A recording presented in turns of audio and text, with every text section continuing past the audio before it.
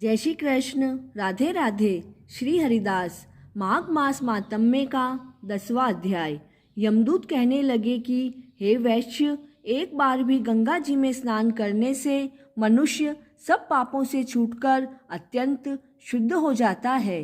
जो गंगा जी को दूसरे तीर्थों के समान समझता है वह अवश्य ही नरक में जाता है। भगवान के चरणों से उत्पन्न हुई गंगा जी के पवित्र जल को श्री शिवजी ने अपने मस्तक में धारण किया। वह ब्रह्मा जो संदेह रहित प्रकृति से अलग और निर्गुण है, ब्रह्मांड में उसकी समानता किससे हो सकती है। गंगा जी का नाम हजारों योजन दूर से ही लेने वाला नरक में नहीं जाता, इसलिए मनुष्य को अवश्यमेव ही गंगा जी में स्नान करना चाहिए। हे वैश्य, जो ब्राह्मण दान लेने का अधिकारी होकर भी दान नहीं लेता है वह आकाश के नक्षत्र में चंद्रमा के समान है। जो कीचड़ से गौ को निकालता है, जो रोगी की रक्षा करता है या जो गौशाला में ही मरते हैं वह आकाश में तारागण होते हैं। प्राणायाम करने वाला मनुष्य सदैव उत्तम गति को प्राप्त होता है। प्रातः समय स्नान के पश्चात जो 16 बार प्राणायाम करते हैं वह घोर पापों से बच जाते हैं। जो पराई स्त्री को माता के समान मानते हैं वह यम की यातना को कभी नहीं भोगते। जो मन से भी कभी पर स्त्री का चिंतन नहीं करता है वह दोनों लोकों को अपने अधीन कर लेता है। जो पराये धन को मिट्टी के समान समझता है वह स्वर्ग में जाता है। जिसने क्रोध को जीत लिया मानो उसने स्वर्ग को ही जीत लिया। जो माता पिता की सेवा देवता तुल्य करता है वह यम द्वार नहीं देखता।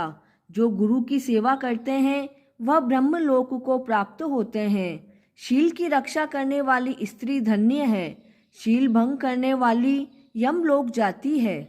जो वेदों और शास्त्रों को पढ़ते हैं या पुराण और संहिता को पढ़ते और सुनते हैं तथा जो स्मृति का व्याख्यान और धर्मशास्त्र समझते हैं या जो वेदांत में लीन रहते हैं वह पाप रहित होकर ब्रह्मलोक को प्राप्त होते हैं।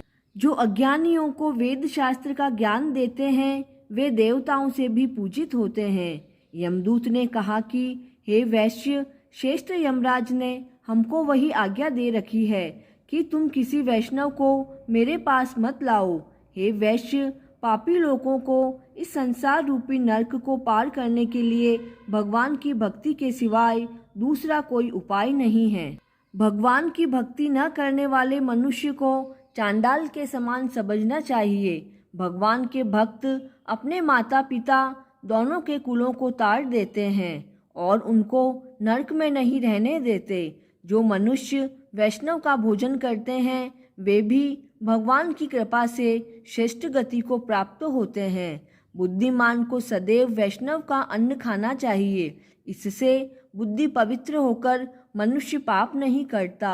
गोविंदाय नमः इस मंत्र का जाप करता हुआ जो मनुष्य मृत्यु को प्राप्त होता है वह परम धाम को प्राप्त करता है, इसमें संदेह नहीं है।